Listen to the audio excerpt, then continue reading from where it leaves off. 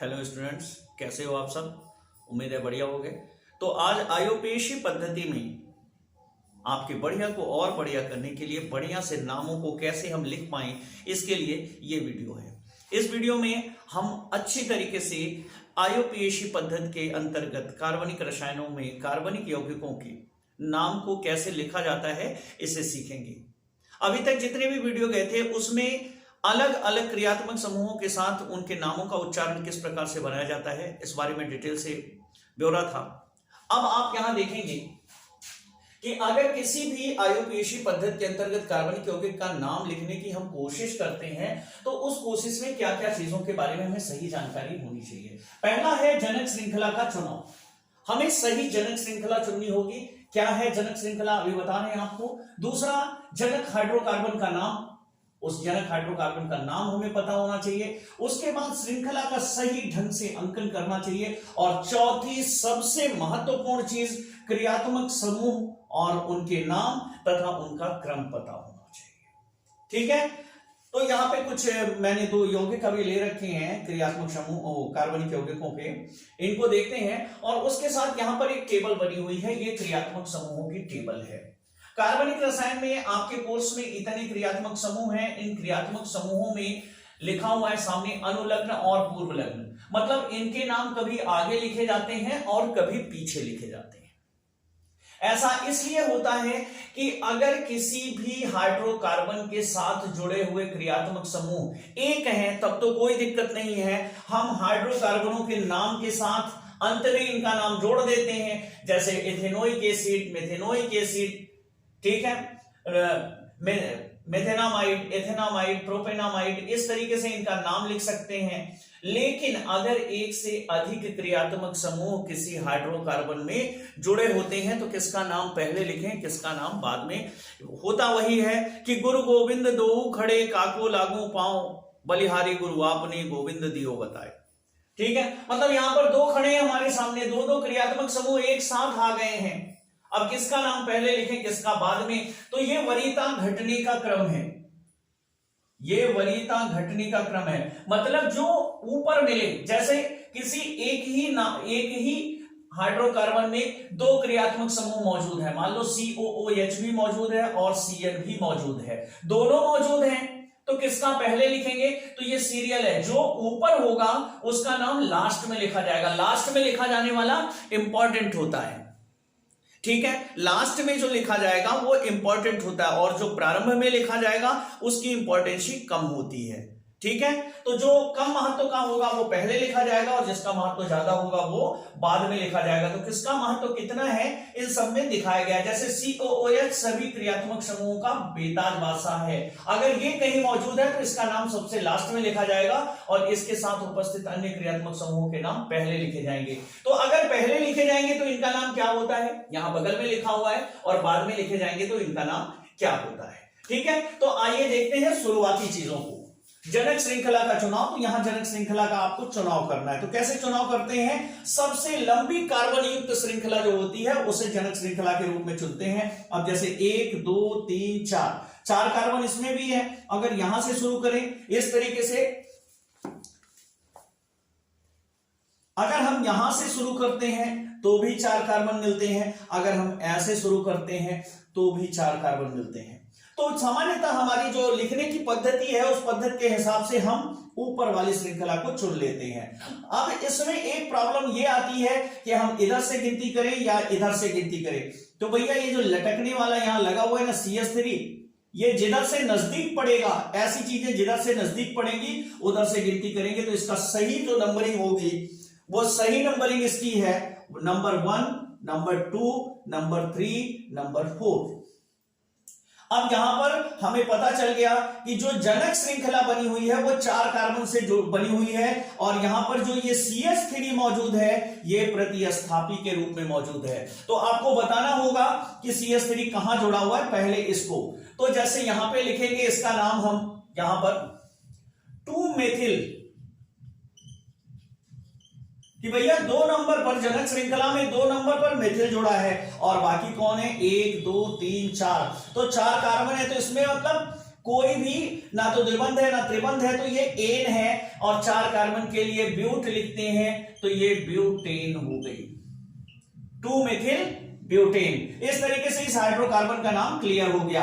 अब इसके नीचे एक दूसरी हाइड्रोकार्बन है, इसमें तो जनक श्रृंखला सीधे सीधे चुनना है, मतलब कोई शाखा नहीं फूटी है, जैसे इसमें एक शाखा थी CH3, इसमें कोई शाखा नहीं है। तो यहां पर नंबरिंग जैसे लिखने की पद्धति के हिसाब से अगर करेंगे तो हम यहां पे लिख सकते हैं 1 2 3 4 5, लेकिन ये जो है ये रॉन्ग है, ऐसा नहीं कर सकते। रीजन, कारण क्या है, क्योंकि इसकी नंबरिंग हमें इस प्रकार से करनी है कि अगर जनक श्रृंखला में कहीं कोई द्विबंध या त्रिबंध मौजूद है तो वह जिधर से नजदीक पड़ेगा, जिधर से नजदीक पड़ेगा उधर से काउंट करेंगे। तो इसको हम इधर से काउंट करेंगे 1 2 3 4 5। अब यहां पर क्या हो गया, आपका ये खत्म हो गया, ठीक है। इस तरीके से अब 5 कार्बन है आपके पास, 5 कार्बन है, तो इसे क्या पेंटेन लिखेंगे? जी बिल्कुल नहीं लिखेंगे। यहां पर दूसरे नंबर कार्बन के साथ जो हो गया है द्विबंध बन गया है। अब इस द्विबंध को कैसे बताएंगे, तो यहां लिखेंगे पेंट, माने भैया 5 कार्बन की श्रृंखला है, बट 2 नंबर पर ईन हो गई है, ईन मतलब यहां पर 2 नंबर पर द्विबंध बन गया है, या इसे लिख सकते हैं 2 पेंटीन। पेंटेन होता तो एक एक बंद होता, लेकिन पेंटीन हो गया तो मतलब इसमें द्विबंध मौजूद है, और कहां पर मौजूद है? 2 नंबर वाले कार्बन पे मौजूद है। समझ में आया? तो इस तरीके से जनक श्रृंखला चुनते हैं। तो आइए लेते हैं आगे ढेर सारा एग्जांपल और सॉल्व करते हैं नामों की इस जटिल बुद्धि को। तो यहां पर कुछ एग्जांपल लिए हमने। अब यहां पर देखिए पहला जो है CH3 CH2 CH CH3, ठीक है। तो ये इस तरीके से है। अब यहां पर गिनते हैं किस लाइन में कार्बन ज्यादा है, तो 1 2 3 4 5, सीधी श्रृंखला में 5 कार्बन है, जबकि ऐसे गिनते हैं 1 2 3 4 5 6, इस श्रृंखला में 6 कार्बन है। तो आप अपनी कल्पनाओं में ऐसा मानेंगे जैसे इन 3 कार्बनों को घुमाकर ऊपर कर दीजिए, ऐसे कर दीजिए। तो यहां पर आपका कैसे बन जाएगा CH3। आपने चेंजेस क्या किए, आइए देखते हैं आपने चेंजेस क्या किए हैं, बदलाव कैसे करते हैं नामों को समझने के लिए। अब यहां पर हम लिखेंगे CH3 पहला वाला आ गया, CH2 दूसरा वाला आ गया, CH इसमें जुड़ा हुआ है CH3, और ये जो श्रृंखला थी इसको ऐसे कर दिए CH CH2 CH3। अब यहां पर आप देख पा रहे होंगे कि जब आप इसको अगर हम ऐसे माने इस श्रृंखला को, अगर इसे हम ऐसे ऊपर ले जाते हैं तो यहां पर ये CH3 ऊपर आ जाएगा, ठीक है। अब इस तरीके से 6 कार्बन परमाणुओं वाली जनक श्रृंखला हमारी तैयार हो गई, ठीक है। अब इसे इस ऊपर वाली को हमने चेंज कर दिया, इसे मोटिवेट कर दिया इस तरीके से। अब ये जो मॉडिफाइड श्रृंखला है हमारी, इसका नामकरण करना है। तो नामकरण किधर से करें? 1 2 3 4 5 6, या इधर से करें 1 2 3 4 5 6। तो देखिए आपको नंबरिंग कर लेते हैं, फिर समझाते हैं आपको। ये 4, ये 5, ये 6। अगर एक से अधिक प्रतिस्थापी जुड़े हुए हैं तो वो प्रतिस्थापी जिन नंबरों पर जुड़े हैं, जैसे 3 पर CH3 यहां है और 4 पर CH3 ऊपर है, तो इनके दोनों प्रतिस्थापियों की संख्या टोटल कर लो, जिधर से कम पड़े उधर से सही होगा। जैसे इसमें इधर से किया तो 1 2 3 नंबर पर है, 4 नंबर पर है, टोटल आया 7।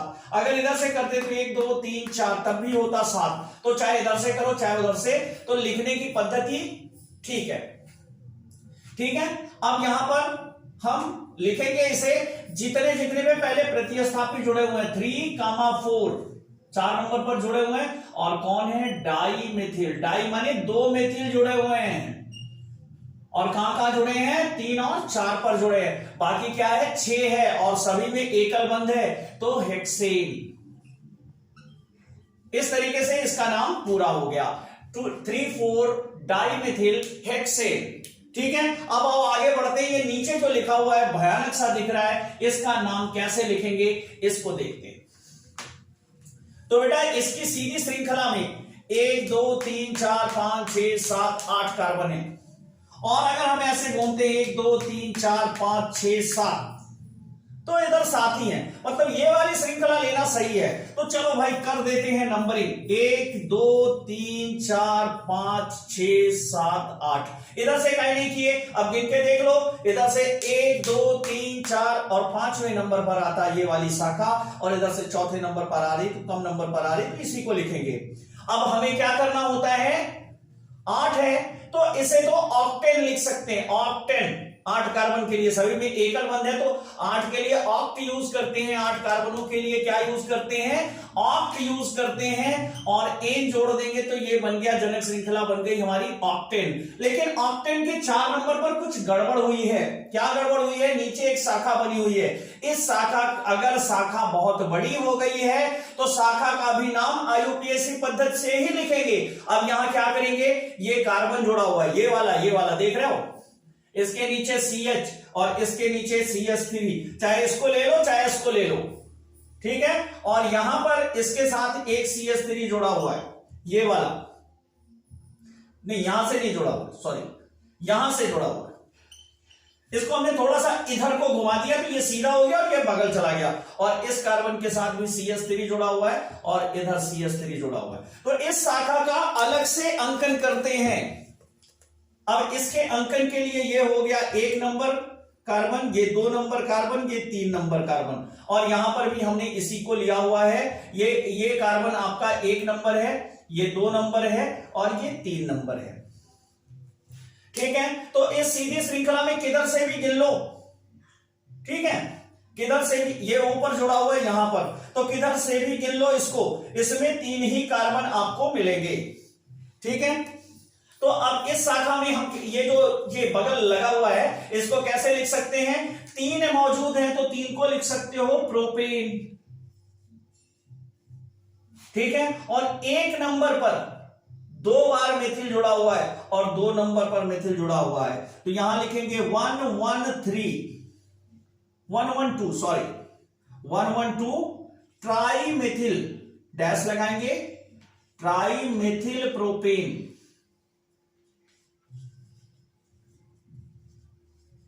ये किसका नाम है, ये इतनी शाखा का नाम है जो अलग से यहां पे जुड़ा हुआ है।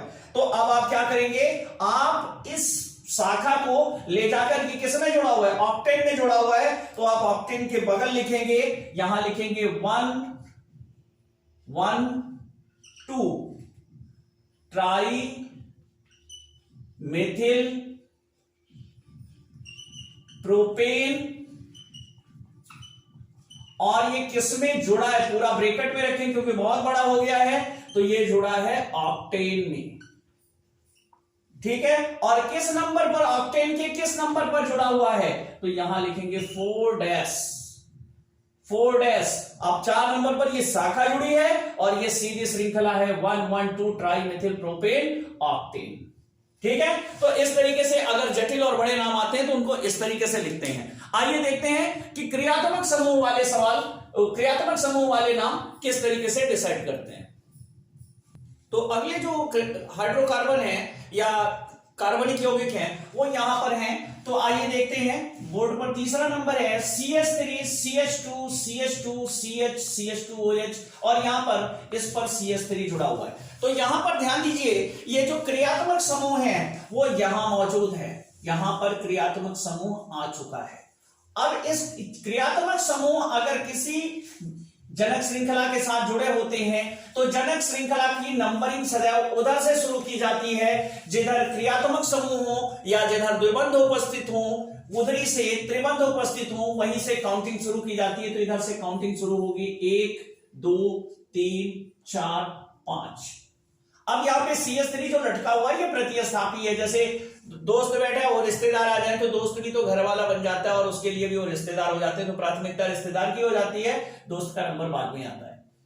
तो यहां पर CH3 को प्रतिस्थापी माना जाएगा। तो कितने नंबर पर CH3 जुड़ा हुआ है, 2 लिखेंगे, डैश मेथिल, बता दिया भैया कि जनक श्रृंखला के 2 नंबर पर मेथिल जुड़ा है, और जनक श्रृंखला में कितने कार्बन है, 5 पेंटेन, और साथ में OH जुड़ा हुआ है। तो याद करो ऑल के लिए, OH के लिए क्या जोड़ते हैं, पेंटेन में ऑल जोड़ देंगे, 2 मेथिल पेंटेनॉल। अब चूंकि पेंटेनॉल इसलिए लिखा जा रहा है क्योंकि एक नंबर पर ही OH जुड़ गया है, 2 मेथिल पेंटेनॉल, या फिर ऐसे लिख सकते हैं 2 मेथिल पेंट 1ऑल। चूंकि 1 पर जुड़ा हुआ है इसलिए 1ऑल लिखने की जरूरत नहीं है, 2 मेथिल 1 पेंटेनॉल ऐसे भी इसको कर सकते हैं, 2 मेथिल 1 पेंटेनॉल और 2 मेथिल पेंट 1ऑल, इनका दोनों तरीके से नाम लिखा जा सकता है। अब यहां पर आएंगे अगले वाले में 4 नंबर पर देखेंगे CH3 CH2 CH2 C, और यहां पर दो प्रतिस्थापी जुड़े हुए हैं, CH3 ऊपर और CH3 नीचे, और सामने लिखा हुआ है CHO। तो CHO क्रियात्मक समूह है। अब यहां पर देखेंगे CHO के लिए अल जोड़ा जाता है, ध्यान दीजिए एक ही क्रियात्मक समूह है इसलिए भाई यही महत्वपूर्ण है।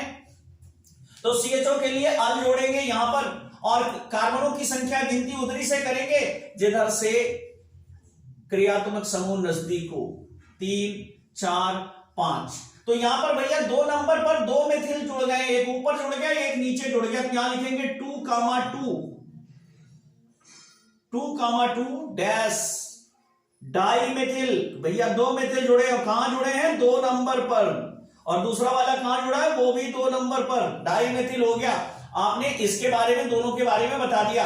अब जनक श्रृंखला कितने कार्बनों की है 5, तो ये 5 जनक श्रृंखला में जुड़े हुए हैं, 1 पेंटेनल, क्योंकि CHO के लिए अल जोड़ते हैं तो पेंटेन में अल जोड़ देंगे, पेंटेनल बन जाएगा 1 पेंटेनल, या फिर इसको लिख सकते हैं 2,2 डाइमेथिल पेंट 1 अल, ऐसे भी लिख सकते हैं। अब ये पांचवा देखते हैं, पांचवे में क्या है CH3 CH CH2 COOH जुड़ा है, और यहां पर CH3 जुड़ा हुआ है, तो COOH महाराज है, जहां होंगे काउंटिंग वहीं से शुरू होगी, 1 2 3 4, COOH जहां होता है काउंटिंग वहीं से स्टार्ट की जाती है, लाइन वहीं से लगती है। तो 4 कार्बन है, लेकिन इस जनक श्रृंखला में तीसरे नंबर पर CH3 जुड़ा हुआ है, तो ये होगा 3 मेथिल। 4 के लिए ब्यूट लगाते हैं, और COOH के लिए ध्यान से दीजिए डैश लगा के OH कम्ल लिखा हुआ है, माने इसे नाम के अंत में OH कम्ल जोड़ना है। तो 4 कार्बन के लिए ब्यूट, तो ब्यूटेनोइक एसिड, ब्यूटेनोइक अम्ल, बिल्कुल सीधा सीधा लिख देना है किस नंबर पर कौन जुड़ा है और क्रियात्मक समूह का नाम जोड़ करके लिख देना है, समझ रहे हैं। तो आइए एक से अधिक क्रियात्मक समूहों को देखते हैं। तो अगले उदाहरण हमारे सामने आ चुके हैं।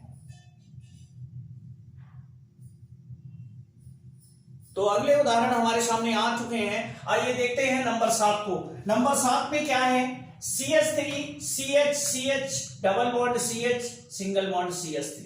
तो यहां पर एक प्रतिस्थापी जुड़ा हुआ है Br। देखिए ब्रो, हेलोजन जो होते हैं वो प्रतिस्थापी हैं, एज ए फ्रेंड मान सकते हैं उनको, और जो एल्केन है अगर वो जाकर के एल्किल समूह यहां पर जुड़ता है CH3 C2H5 तो वो भी फ्रेंड्स माने जाएंगे, और क्रियात्मक समूह क्या है, रिलेटिव है, ठीक है। तो यहां पर जो द्विबंध है उसे प्राथमिकता देते हुए काउंटिंग हम इधर से शुरू करेंगे, 1 2 3 4 5, क्योंकि अगर इधर से काउंटिंग करते तो क्रियात्मक समूह को नंबर मिलता 4, जो कि बड़ा हो जाता। छोटे नंबर्स कोशिश की जाती है कि द्विबंध या त्रिबंध को सबसे छोटे नंबर पर रखा जाए, गिनती उधर से शुरू की जाए जिधर से उनकी गिनती सबसे कम आई, ठीक है। तो अभी इसका नाम क्या बनेगा, यहां पर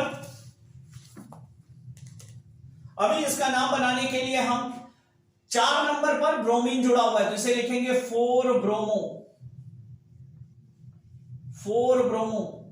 और यहां पर क्या है 5 कार्बन है, तो पेंट एन नहीं लिख सकते क्योंकि इसमें द्विबंध आ गया है, और किस नंबर पर है, 2 नंबर पर है, पेंट 2ईन, या इसे 4 ब्रोमो 2 पेंटीन भी कह सकते हैं, या इसे 4 ब्रोमो 2 पेंटीन भी हम कह सकते हैं। अब चलिए ऐसी तरीके से मिलती जुलती अगली सवाल है 8वीं, इसको देखते हैं हम यहां पर। तो यहां पर भी एक त्रिबंध मौजूद है, तो त्रिबंध मौजूद होने की वजह से हम इसकी जो काउंटिंग करेंगे वो राइट साइड से करेंगे, 1 2 3 4 5, रीजन ये है कि अगर इधर से काउंट कर रहे हैं तो 2 नंबर पर त्रिबंध आ रहा है और इधर से काउंट करेंगे तो 3 नंबर पर आ रहा है। और 4 नंबर पर एक चीज और है, एक प्रतिस्थापी जुड़ा हुआ है क्लोरीन। तो चलो नाम को लिखते हैं इसके। तो जब इसके नाम को लिखेंगे तो लिखेंगे 4 क्लोरो। अब इन्हें शुरुआत में लिखते हैं तो हेलो लिखते हैं, हेलो जैसा उच्चारण करते हैं माने क्लोरो, ठीक है। और लास्ट में जनक श्रृंखला में कितने कार्बन है? 5 हैं, लेकिन 2 नंबर पर आइन हो चुका है तो इसे लिखेंगे पेंटाइन 2 पेंटाइन या पेंट 2 आइन, पेंट 2 आइन माने पेंट है माने 5 कार्बन है लेकिन वो आइन में है यानी द्विबंध से जुड़ा हुआ है। तो कहां पर द्विबंध है? 2 नंबर पर है, बाकी सब क्या है? एकल बंध है। या इसे ऐसे लिख सकते हैं 4 क्लोरो 2 पेंटाइन या 4 क्लोरो पेंट 2 आइन, दोनों सही होगा। 2 यहां आगे भी लगा सकते हैं और इसे पेंटाइन भी लिख सकते हैं। अब यहां लास्ट में आता है 9वां क्वेश्चन हमारा। 9वें क्वेश्चन में देखिए सीधी जनक श्रृंखला देखें तो 1 2 3 4 5 6 कार्बन है, लेकिन यहां पर OH क्रियात्मक समूह जुड़ा हुआ है। तो आप कल्पना करिए कि इसको ऐसे घुमा सकते हैं, ऐसे घुमा सकते हैं, लेकिन नंबरिंग अगर हम करेंगे तो यहां से शुरू होगी नंबरिंग 1 2 3 4 और 5, ठीक है। अगर इसे हम घुमाकर लिखना चाहें तो आइए देखते हैं ये कैसे हो जाएगा। अगर हम इसे घुमाएंगे तो ये जो CH3 CH2 है, ये CH2 CH3 ऐसे ऊपर चला जाएगा और ये जो नीचे था वो इस तरीके से हो जाएगा CH2OH। और तब हमारी जो काउंटिंग है वो यहां से शुरू होगी और ये नीचे का पूरा सेटअप खत्म हो जाएगा। अब आप समझ सकते हैं कि यहां से शुरू हो रहा है तो 2 नंबर पर, इस बिंदु पर 2 नंबर पर आपका क्या जुड़ा हुआ है? 2 कार्बन जुड़े हुए हैं तो इसको एथिल पढ़ेंगे तो ये पढ़ा जाएगा 2 एथिल। एथिल तो पूरा हो गया। अब जनक श्रृंखला में कितने कार्बन है? तो 5 हैं। क्या भैया कोई द्विबंध वगैरह है? नहीं, सब एकल बंध है। तो क्या पेंटेन लिखते हैं? बिल्कुल मत लिखो, क्योंकि यहां पर OH जुड़ा है तो ये क्या हो जाएगा? पेंट 1 आल, या इसे लिख सकते हैं 2 एथिल 1 पेंटेनॉल, 2 एथिल 1 पेंटेनॉल, ठीक है। बहुत ही आसान होते हैं इनके नामकरण। अभी यहां पर लिखा हुआ है CH3 CH CH2 CH2 CH3। अब यहां पर देखो एक जगह पर CH3 जुड़ा हुआ है, एक जगह पर CHO जुड़ा हुआ है। तो क्रियात्मक समूह आपको पहचानना, ये रहा हमारा क्रियात्मक समूह, अर्थात काउंटिंग तो बेटा यहीं से चालू होगी। और यहां पे जुड़ा हुआ है CH3। ये तो हो गया फ्रेंड और ये हो गया रिलेटिव। भाई पहले तो आप अगर रिलेटिव की होगी फ्रेंड तो हमारी ही है, ठीक है। अब यहां पर काउंटिंग शुरू करेंगे, चलना यहां से है, बड़ा किधर को पड़ेगा, इधर को या इधर को। तो आप अंदाजा लगा लीजिए, ये हो गया 1 नंबर, ये 2 नंबर, ये 3 नंबर, ये 4 नंबर, ये 5 नंबर और ये 6 नंबर कार्बन। इस तरीके से 6 कार्बनों की जनक श्रृंखला बन गई। अगर हम इससे ऊपर ले जाएं, अगर हम इसे ऊपर ले जाते हैं तो ये पूरा सेटअप जो ये है ये दोनों ऊपर चले जाएंगे, ठीक है। तो अब हम इनके नामों को लिखना शुरू करेंगे। तो 2 नंबर पर ये प्रतिस्थापी जुड़े हुए हैं तो इनका नाम पूर्व लग्न में लिखा जाएगा।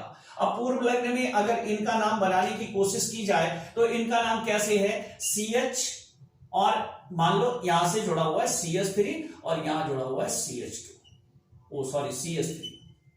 और इधर एकल बंध खाली है तो 2 नंबर से आकर के जुड़ रहा है। तो इसका नाम लिखने के लिए 1 2 हो गए, ठीक है। तो 1 मेथिल या इसे आइसोप्रोपिल कह सकते हो, 3 कार्बन है तो इसे आइसोप्रोपिल भी कह सकते हो, या 1 मेथिल,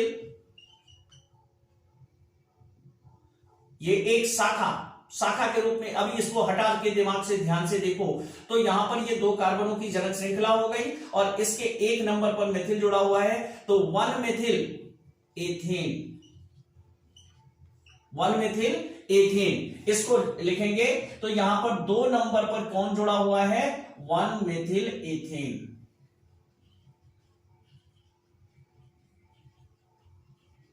चलो इसका निपटान हो गया। इसका निपटान होने के बाद अब यहां पर हमारे पास कुल 5 कार्बन है, 6 कार्बन हैं, तो 6 कार्बन के लिए हेक्सेन लिखते हैं। लेकिन हेक्सेन लिखना सही है? बिल्कुल नहीं है। यहां पर CHO जुड़ा हुआ है, तो CHO के लिए यहां क्या लिखते हैं? यहां देखिए अल लगाते हैं, तो ये क्या हो जाएगा? हेक्सेनल।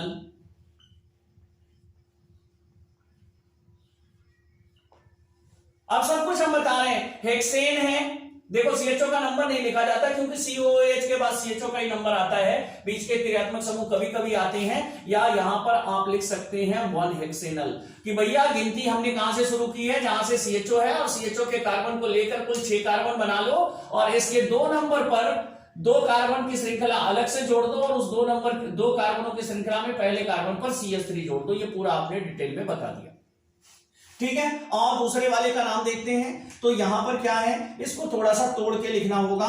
तो कार्बन के साथ 3 हाइड्रोजन है, ये ऐसे मिला करके लिख दिया है, और कार्बन के साथ फिर 1 कार्बन है और इसके साथ 2 हाइड्रोजन है, और यहां पर 1 कार्बन है, डबल बॉन्ड में O है, और फिर यहां पे कार्बन है और इसके साथ 2 हाइड्रोजन है, और फिर कार्बन है और इसके साथ 3 हाइड्रोजन है, ठीक है। तो यहां पर क्या है? CH3 CH2 CO CH2 CH3, यहां पर ये क्रियात्मक समूह है हमारा, जो यहां पे बीच में आकर के जुड़ गया है, जो यहां पर बीच में जुड़ा हुआ है, ये हमारा क्रियात्मक समूह है। तो काउंटिंग किधर से भी करो, ये 3 नंबर पर ही आ रहा है। 1 नंबर, 2 नंबर, 3 नंबर, 4 नंबर और 5 नंबर। तो ये क्रियात्मक समूह में 5 नंबर, 5 कार्बन है हमारे, जिनमें तीसरे नंबर पर CO आ रहा है। तो डबल बॉन्ड C, देखो C के दोनों बंद इधर उधर जुड़े हुए हैं। डबल बॉन्ड अगर C के रूप में रहता है तो इसे क्या लिख सकते हैं? इसे ओन लिख सकते हैं। लेकिन ओन किस नंबर पर हो रहा है? 3 नंबर पर हो रहा है, तो ये क्या लिखा जाएगा? 3। और कितने कार्बन है भैया? 5, तो 5 के लिए पेंट लिखते हैं, और 3 नंबर पर ओन है, तो 3 पेंटेनोन, या pentane dash 3 dash own. Own बोले तो मतलब CO बन गया, ठीक है। देख रहे हैं आप किस तरीके से नाम लिखा जा रहा है। तो अभी तक 2 क्रियात्मक समूह नहीं आए हैं, उन्हें समझना अति आवश्यक है, तो आइए उन्हें भी देख लेते हैं। अभी हमारे पास 1 से अधिक क्रियात्मक समूह उपलब्ध है। अब इन क्रियात्मक समूहों से बने हुए जो हाइड्रोकार्बन हैं उन्हें देखते हैं, आइए। तो यहाँ पे पहला है CH3 और इसके साथ जुड़ा हुआ है C के साथ CH2 और CH2 के साथ फिर C और फिर CH3, यहाँ डबल बॉन्ड के साथ O है, यहाँ एकल बॉन्ड के साथ OH है, और नीचे भी एकल बॉन्ड के साथ CH3 है। तो भैया यहाँ पर 2 क्रियात्मक समूह मौजूद हैं, एक double bond C double bond O, एक क्रियात्मक समूह यहां मौजूद है, जबकि यहां पे वो लिखा ऐसे गया है इस तरीके से, और एक यहां पर OH क्रियात्मक समूह मौजूद है। 2 क्रियात्मक समूह मौजूद हैं। तो कौन टॉप पर है और कौन नीचे है, कौन उच्चस्थ है, कौन निम्नस्थ है, कौन किसकी प्राथमिकता ज्यादा है, किसकी प्राथमिकता कम है। तो यहां पर देखते हैं CHO ऊपर है और OH नीचे है, तो यहां CHO प्रमुख होगा। CHO नहीं, CO है हमारा। तो CO कहां पर है? CO ये है, और उसके नीचे OH है, माने CO जो है वो OH से ज्यादा प्रमुख है, अर्थात हमारी काउंटिंग जो है वो CO की तरफ से शुरू की जाएगी। तो यहां पर CO दूसरे नंबर पर है, ये तीसरे नंबर पर, और OH जो है वो चौथे नंबर पर जुड़ा है, और कुल 5 कार्बन हमारे पास हैं। तो 4 नंबर पर 2 लोग जुड़े हुए हैं। अब यहां पर CO का नाम तो लास्ट में लिखा जाएगा, लेकिन OH उससे नीचे, इसलिए OH का नाम पहले लिखा जाएगा। तो अगर OH का नाम पहले लिखते हैं तो क्या लिखेंगे? हाइड्रोक्सी, और लास्ट में लिखते थे तो क्या लिखते थे? ऑल। अब यहां ध्यान दीजिएगा, हाइड्रोक्सी यहां से लेंगे, और हाइड्रोक्सी कितने नंबर पर है? 4। भैया 4 ही पर तो मिथिल भी है। अब ये फ्रेंड माना जाएगा और ये रिलेटिव माना जाएगा। यहां पर दोनों प्रतिस्थापी हो गए, तो दोनों प्रतिस्थापियों में किसका पहले लिखें, किसका बाद में? अरे इसका भी हल है भाई, अल्फाबेट के हिसाब से ले लो। तो अल्फाबेट के हिसाब से कौन पहले आएगा? पहले हाइड्रोक्सी आएगा, ठीक है। तो इसका नाम लिखेंगे 4 हाइड्रोक्सी, 4 मिथिल। उसके बाद क्या आना है आपका? 5 कार्बन है, तो पेंट टू ओन, इस तरीके से, या फिर पूरा सेम रहेगा 4 हाइड्रोक्सी 4 मेथिल 2 पेंटेनोन। कितना आसान है ना लिखना, सब कुछ ऐसे लिख देना। यहां भी भैया 2 क्रियात्मक समूह है। 13 नंबर में देखो CH3CH से OH जुड़ा है CH2CHO, तो भैया CHO कहां है? CHO तो काफी ऊपर है, यहां है, और यहां OH जुड़ा हुआ है, माने CHO जो प्रमुख है और OH यहां बन गया प्रतिस्थापी। जरूरी नहीं कि हर जगह OH प्रतिस्थापी जुड़ेगा, अगर NH2 जुड़ा होता तो OH प्रमुख हो जाता, NH2 प्रतिस्थापी हो जाता। तो काउंटिंग तो इधर से होगी प्रमुख भाई साहब की तरफ से 3 4। अब 3 नंबर पर क्या है? OH जुड़ा हुआ है, तो प्रतिस्थापी के रूप में लिखेंगे 3 हाइड्रोक्सी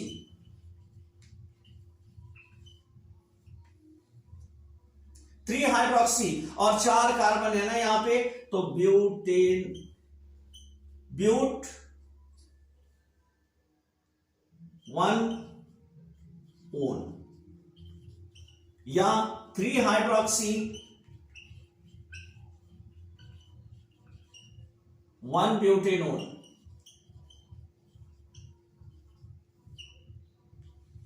ठीक है, और एग्जांपल देखते हैं। अब इन अगले उदाहरणों में देखिए 2 क्रियात्मक समूह यहां भी हैं, C डबल बॉन्ड है और COOH, 2 क्रियात्मक समूह है हमारे पास। तो भैया किंग एयर COOH ये प्रमुख होगा और इसका नामकरण यहां से शुरू किया जाएगा 2 3 4। ठीक है, अब CO अगर प्रतिस्थापी बन गया, COOH प्रमुख हो गया, तो CO को क्या लिखते हैं? लास्ट में अगर हो तो इसे कीटो लिखते हैं। अगर इसका दूसरा नाम है, मतलब ये अगर प्रतिस्थापी के रूप में है, दूसरे क्रियात्मक समूह के रूप में है, प्रथम के रूप में नहीं लिखा गया है, प्रमुख क्रियात्मक समूह के रूप में हाइड्रोकार्बनों के साथ नहीं जुड़ा हुआ है, तो इसका नाम प्रतिस्थापी के रूप में लिखेंगे और यहां लिखेंगे 3 कीटो।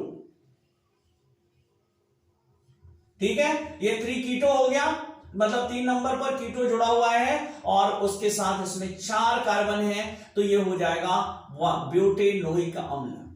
चूंकि COOH से ही गिनती शुरू होती है, इसलिए नंबर लिखना जरूरी नहीं है। ठीक है, अब यहां पर देखिए, यहां पर एक क्रियात्मक समूह CHO है और यहां डबल बॉन्ड है, तो काउंटिंग CHO से शुरू होगी 1 2 3 4। ठीक है, तो अब यहां पर क्या लिखेंगे? ये द्विबंध का नाम पीछे ले जाएंगे, तो यहां लिखेंगे 4 के लिए ब्यूट, और 2 नंबर पर ये हुआ इन, but two in, but two इन, और 1 अल। ठीक है, समझ लीजिए, अगर यहां त्रिबंध होता तो आइन हो जाता। अब यहां पर देखो, ये तो और महान है, इसमें तो दो एक ही टाइप के क्रियात्मक समूह 2 बार आ चुके हैं। एक बार 1 नंबर पर OH जुड़ा हुआ है और एक बार 3 नंबर पर OH जुड़ा हुआ है। तो यहां पर इसका नाम कैसे लिखेंगे? पहले तो 4 नंबर पर मेथिल जुड़ा हुआ है, 4 मेथिल, और अगर ये अलग अलग क्रियात्मक समूह होते तो प्रमुख और गौड़ दोनों समझने की कोशिश की जाती कि वरीयता क्रम में कौन ऊपर आएगा, लेकिन दोनों सेम है। तो यहां पर क्या लिखेंगे? 5 है तो मेथिल पेंटेन, जो कि एकल बंध के साथ है, 1, 3 एक पर, अरे गिनती तो गलत हो गई हमारी भाई, गिनती तो गलत हो गई। OH को भी मैंने काउंट कर लिया, OH से काउंट नहीं होगा, काउंट तो कार्बन से शुरू होता है, वो तो क्रियात्मक समूह है। चलो सुधार लेते हैं गलती, ये हो गया 1 2 3 4, और यहां पे 3 नंबर पर लिखा जाएगा 3 मेथिल। अब 4 के लिए क्या लिखेंगे? ब्यूट। तो क्या ये ब्यूटेन है? जी ब्यूटेन तो है, लेकिन एन हटाना पड़ेगा क्योंकि यहां पर 2 OH जुड़े हुए हैं। तो यहां पर क्या होगा? ब्यूट 1 2 1 2 2 पर 1 और 2 पर क्या है? डायोल, डाईआल मिलाएंगे तो डायोल बन जाएगा, या डाईआल लिख लो, तुम्हारी मर्जी है। ठीक है, 3 मेथिल ब्यूट 1 2 डाईआल या डायोल। ठीक है, आओ और उदाहरण चेक करते हैं। तो दिए गए इन उदाहरणों में आइए देखते हैं। ये CH3, CH2, CH, CH, CH3, यहां पर एक CH पर OH जुड़ा हुआ है और एक पर NH2 जुड़ा हुआ है। तो यहां दो क्रियात्मक समूह है, तो दोनों में ऊपर कौन है देखते हैं। तो NH2 तो भाई नीचे है और OH ऊपर है, माने OH प्रमुख है, अर्थात काउंटिंग इधर से होगी भैया। तो काउंटिंग इधर से करेंगे तो 1 2 3 4 5 कुल कार्बन हो गए। और 3 नंबर पर दूसरा वाला भाई जुड़ा हुआ है NH2। तो NH2 के लिए क्या लिखते हैं लास्ट में, तो एमीन एमीन दोनों को लिखते हैं। तो यहां पे हो जाएगा 3 एमीन और उसके बाद पेंटेन और 2 नंबर पर हो गया है ऑल, यानी कि OH जुड़ा हुआ है। सबके लिए कोड है, OH जुड़ा है तो ऑल है, और CHO जुड़ा हुआ है तो अल है, CO जुड़ा हुआ है तो क्या पढ़ते हैं यहां पर ओन है।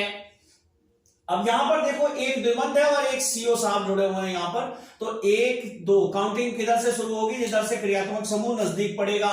इधर से गिनती करोगे तो 3 नंबर पर, और इधर से गिनती शुरू करोगे तो 2 नंबर पर आएगा। तो गिनती इधर से होगी, ठीक है। अब यहां पे नाम लिखेंगे तो नाम लिखते समय 4 कार्बन है तो लिखेंगे ब्यूट, लेकिन भैया 3 नंबर पर तो द्विबंध बन गया है, तो ब्यूट 3 इन और 2 ओन, 2 नंबर पर ओन है, यानी कि कीटोन जुड़ा हुआ है यहां पर। कितने सरल तरीके से नामकरण हो रहा है। अब यहां पर देखो, यहां तो लास्ट में राजा साहब हैं COOH,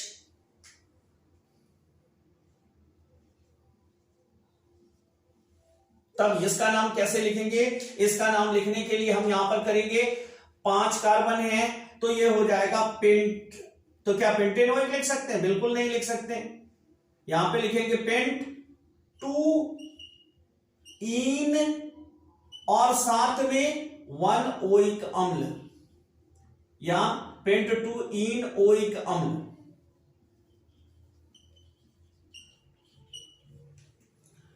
या पेंट 2 इनोइक अम्ल। इन और ओइक मिला दिए तो इनोइक अम्ल बन गया।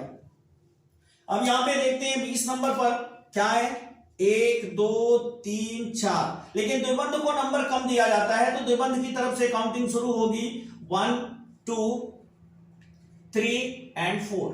4 कार्बन है तो इन 4 कार्बनों में हम यहां पर लास्ट में क्या लगाएंगे, पहले तो ब्यूट लिखेंगे, उसके बाद 2 पर इन है और भैया क्या है 3 पर आइन है।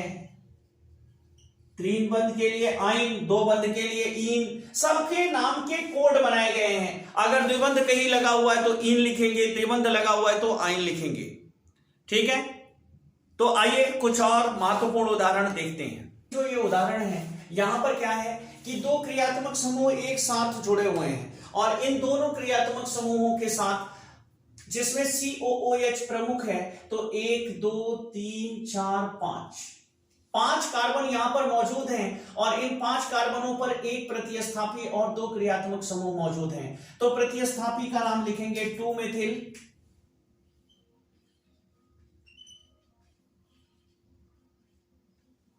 उसके बाद यहां पर 4 पर क्या है CO है तो CO का लास्ट में नाम क्या लिखते हैं, कीटो, तो लिखेंगे 4 कीटो। और उसके साथ क्या है पेंटेनोइक अम्ल, पेंटेनोइक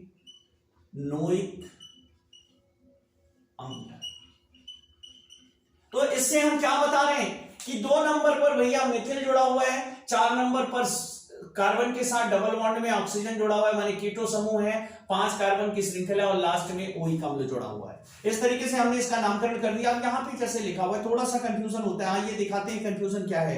CH3 के साथ CH2 जुड़ा हुआ है और यहां पर जुड़ा हुआ है कार्बन के साथ COOR के रूप में, ऐसा है कि यहां पर क्या होता है COOH समूह में एक ऑक्सीजन डबल बॉन्ड के साथ होती है, एक सिंगल बॉन्ड के साथ, और दूसरी सिंगल बॉन्ड H जुड़ा होता है। तो यहां पे क्या है, ये हट करके CH3 आ गया है यहां पर, ठीक है, माने COOR है, यानी इसके लिए क्या पढ़ेंगे O8, यहां पर O8 है।